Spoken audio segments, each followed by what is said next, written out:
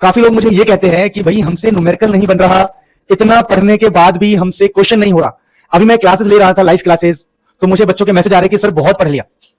अभी भी बच्चे मैसेज कर रहे हैं कि सर इतना पढ़ने के बाद भी हमसे न्यूमेरिकल नहीं बनते, क्वेश्चंस नहीं बनते। देखो मैं आपको ज्यादा नहीं बोलूंगा, मैं सिर्फ एक गाइडेंस दे सकता हूं आपको, महामंत्र दे सकता हूं गाइडेंस में। महामंत्र, मैं एक महामंत्र दे सकता हूं आपको गाइडेंस में कि अगर आपसे न्यूमेरिकल नहीं बन रहे, उसके पीछे बहुत सिंपल सा लॉजिक है। आप लिख लिख के प्रैक्टिस नहीं कर रहे, आपका एक तो कॉन्सेप्ट क्लियर नहीं है, क्योंकि बिना कॉन्सेप्ट के न्यूमेरिकल नहीं बन सकता।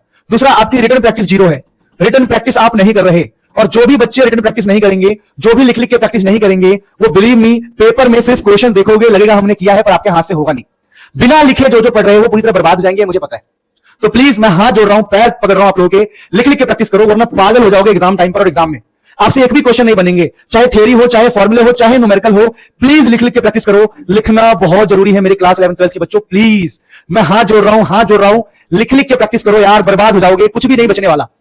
अगर आप लिख लिख के प्रैक्टिस नहीं कर रहे ना, अभी मैं लाइव क्लास में देख रहा हूं, बड़ी प्रॉब्लम हो रही है बच्चों को।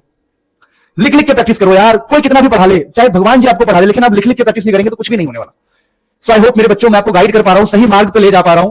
प्लीज लिख लिख के प्रैक्टिस करो।